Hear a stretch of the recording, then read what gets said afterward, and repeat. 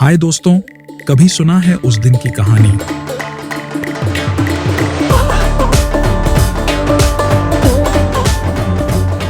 जब हंसी गोलियों में बदल गई। 13 अप्रैल 1919, जलियांवाला बाग, एक जगह जो बैसाखी की खुशियों से शुरू हुई और खून से खत्म।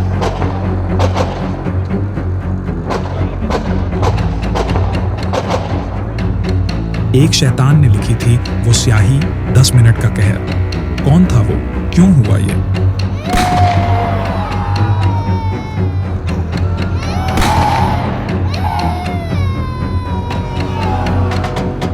आज खोलते हैं इतिहास का वो काला पन्ना। वीडियो पूरा देखो क्योंकि हर पल हैरान करेगा। चलो शुरू करते हैं। देख भाई, बात शुरू होती है 1919 से, जब इंडिया में ब्रिटिश लोग राज करते थे। उस टाइम हमारा देश उनके लिए जैसे कोई खजाना था। वो यहाँ की हर चीज का फायदा उठाते थे, खेती, पैसा, लोग, सब कुछ। इंडियंस को ज्यादा हक नहीं मिलते थे, बस उनके नियम मानने पड़ते थे। फिर आया पहला विश्व युद्ध, जो 1914 से 1918 तक चला। ये एक बहुत बड़ा युद्ध था जिसमें ब्रिटेन और बाकी देश लड़ रहे थे। इंडिया ने इस युद्ध में ब्रिटिश की बहुत मदद की। हमारे लाखों सैनिक लड़ने गए, ढेर सारा पैसा और सामान दिया। सबको लगा कि इतना कुछ किया तो अब शायद थोड़ी आजादी मिलेगी, लेकिन ब्रिटिश वालों ने ऐसा कुछ नहीं किया। युद्ध खत्म हुआ 1918 में। लोग सोच रहे थे कि अब ब्रिटिश थोड़ा नरम पड़ेंगे, लेकिन उल्टा हुआ। उन्होंने एक नया कानून बनाया, रॉलेट एक्ट। इसे लोग काला कानून भी कहते थे। इस कानून से ब्रिटिश अफसर किसी को भी बिना वजह पकड़ सकते थे, बिना कोर्ट के जेल में डाल सकते थे। ये सुनकर इंडियंस का गुस्सा फूट पड़ा। लोग बोलने लगे, ये क्या बकवास है? हमने तुम्हारी मदद की और तुम हमें ही दबा रहे हो। बस यहीं से हंगामा शुरू हो गया। अब बात करते हैं पंजाब की, जहां जलियांवाला बाग की कहानी हुई। पंजाब उस टाइम बहुत बड़ा राज्य था। यहाँ के लोग मेहनती थे और सिख भाइयों की ताकत बहुत थी। युद्ध में भी पंजाब के सैनिकों ने खूब नाम कमाया था, लेकिन ब्रिटिश वालों ने यहां भी सख्ती की। रॉलेट एक्ट के खिलाफ पंजाब में सबसे ज्यादा विरोध हुआ। लोग सड़कों पर उतर आए, बड़े बड़े लीडर आगे आए और बोलने लगे कि ये कानून हटाओ। पंजाब का एक बड़ा शहर था अमृतसर। ये जगह उस टाइम विरोध का सेंटर बन गई। यहां हर दिन मीटिंग होती थी।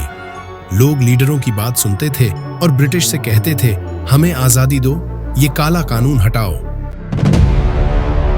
दो बड़े लीडर थे यहाँ, डॉ सत्यपाल और डॉक्टर सैफुद्दीन किचलू।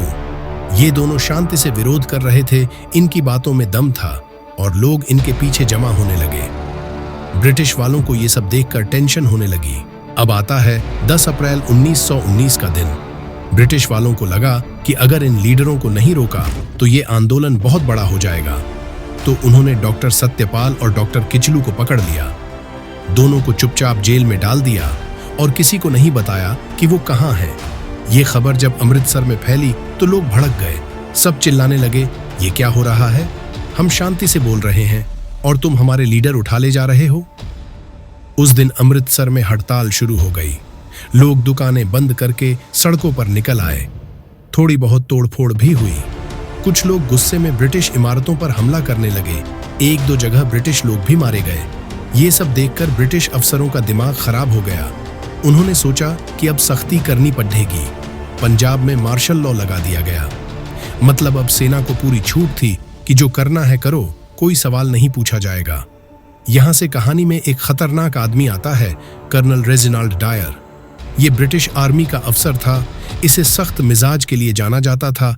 ब्रिटिश वालों ने इसे अमृतसर का इंचार्ज बनाया ताकि हालात कंट्रोल में आए। डायर का प्लान बहुत साफ था, लोगों में डर पैदा करो ताकि वो विरोध करना बंद कर दें। ये आदमी ऐसा था कि उसे किसी की जान की परवाह नहीं थी, बस अपने ऑर्डर फॉलो करने थे।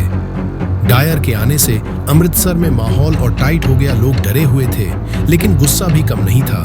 10 अप्रैल के बाद भी विरोध चलता रहा। लोग छोटे छोटे ग्रुप में मिलते थे और अपने लीडरों की रिहाई की मांग करते थे। ब्रिटिश वालों को ये सब बर्दाश्त नहीं हो रहा था।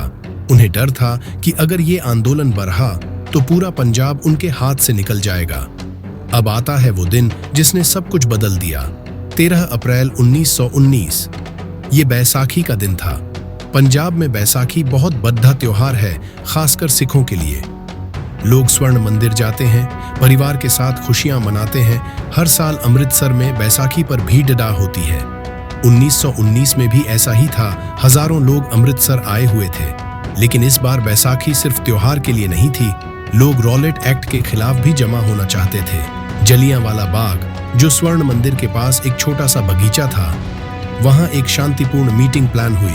ये जगह ऐसी थी कि चारों तरफ ऊंची दीवारें थीं और सिर्फ एक पतला रास्ता था अंदर आने जाने के लिए। लोग वहां जमा होने लगे, कोई बैसाखी मनाने आया, कोई विरोध करने।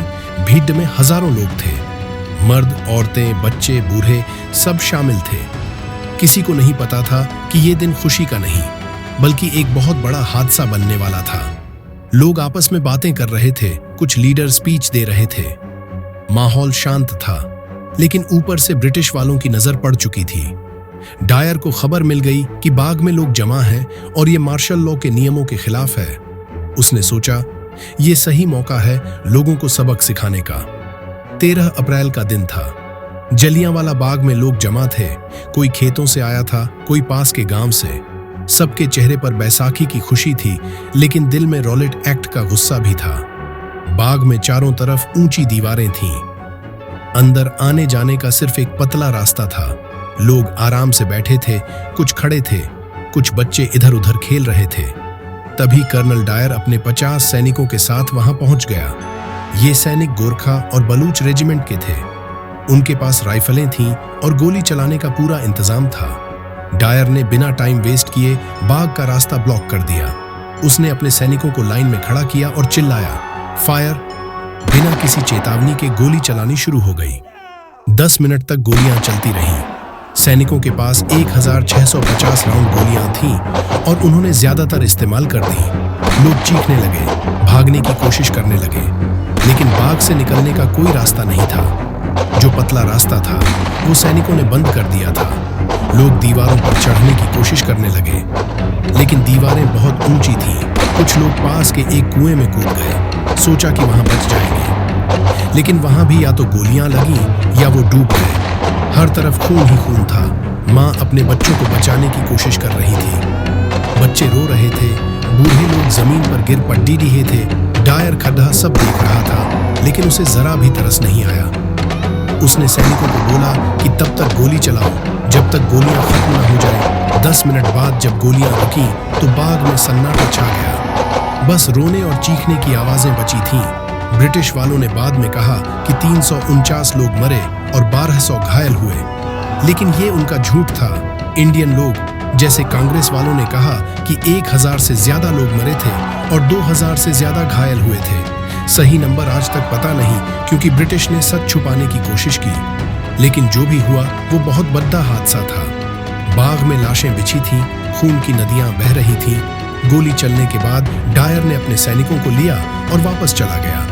उसने कोई मदद नहीं की। जो लोग घायल थे वो वहीं पर डटे रहे। उसने बाद में कहा कि उसने ऐसा इसलिए किया ताकि इंडियंस में डर पैदा हो और वो ब्रिटिश के खिलाफ आवाज न उठाए। उसे जरा भी अफसोस नहीं था, उल्टा उसे लगा कि उसने सही किया। जब ये खबर अमृतसर से बाहर निकली तो पूरा इंडिया गुस्से से भर गया। लोग बोलने लगे, ये क्या हो गया, हमारे अपने लोगों को मार दिया। पंजाब में तो जैसे आग लग गई। हर गांव, हर शहर में लोग सड़कों पर उतर आए। ब्रिटिश वालों ने हालात कंट्रोल करने के लिए और सख्ती की, मार्शल लॉ को और टाइट कर दिया। अमृतसर में लोगों को बाहर निकलने की मनाही थी। जो सड़क पर दिखता उसे पकड़ लिया जाता। कुछ जगहों पर लोगों को कोड़े मारे गए। एक जगह तो ब्रिटिश वालों ने ऐसा नियम बनाया कि इंडियंस को सड़क पर रेंगना पड़े। ये सब सुनकर लोग और भड़क गए, लेकिन डर भी बहुत था, क्योंकि अब सेना हर जगह थी। पंजाब से बाहर भी ये खबर फैल गई। महात्मा गांधी को जब पता चला तो वो बहुत दुखी हुए। उन्होंने कहा, ये ब्रिटिश राज्य का सबसे बड़ा गुनाह है, अब इनके साथ कोई समझौता नहीं हो सकता। गांधी जी ने असहयोग आंदोलन शुरू करने का प्लान बनाया। रविंद्रनाथ टैगोर, जो बड़े लेखक थे, उन्होंने अपनी नाइट की उपाधि वापस कर दी। बोले, मुझे ऐसी सरकार से कोई सम्मान नहीं चाहिए। हर शहर में लोग जमा होने लगे, विरोध शुरू हो गया। लोग ब्रिटिश सामान जलाने लगे, उनकी नौकरियां छोड़ने लगे। ये हादसा एक चिंगारी बन गया, जिसने पूरे इंडिया को जगा दिया। ब्रिटिश वालों को लगा कि अब कुछ करना पड़ेगा। उन्होंने एक कमेटी बनाई, हंटर कमेटी। इस कमेटी ने जलियांवाला बाग की जांच की। रिपोर्ट में डायर की थोड़ी आलोचना हुई, लेकिन उसे कोई बड़ी सजा नहीं दी गई। बस उसे इंडिया से वापस इंग्लैंड भेज दिया। वहां कुछ ब्रिटिश लोग उसे हीरो मानने लगे, लेकिन इंडिया में वो सबसे बड़ा विलेन बन गया। जलियांवाला बाग का हादसा इंडिया की आजादी की लड़ाई का बड़ा टर्निंग पॉइंट था। लोगों को समझ आ गया कि ब्रिटिश वालों से कोई उम्मीद नहीं है। ये हादसा एक सबक बन गया। गांधी जी का असहयोग आंदोलन बहुत बड़ा हुआ। लोग ब्रिटिश के खिलाफ एकजुट हो गए। आज जलियांवाला बाग एक मेमोरियल है। वहां वो कुआं अभी भी है जहां लोग कूदे थे। दीवारों पर गोलियों के निशान हैं। हर साल लोग वहां जाते हैं, उन शहीदों को याद करते हैं। ये जगह इंडिया के लिए एक प्रतीक है कि हमने कितना कुछ सहा और फिर भी हार नहीं मानी। दोस्तों, जलियांवाला बाग आज भी खड़ा है, एक चुप गवाह। हर निशान चीखता है, आजादी की कीमत खून थी। ये कहानी खत्म नहीं हुई, इसे याद रखो। अगर आपको ये स्टोरी छू गई तो लाइक करो, कमेंट में बताओ कि आपको क्या सबसे ज्यादा हिलाने वाला लगा। अतीत अनलॉक को सब्सक्राइब करो, बेल आइकन दबाओ, क्योंकि ऐसी कहानियां फिर लाऊंगा। धन्यवाद।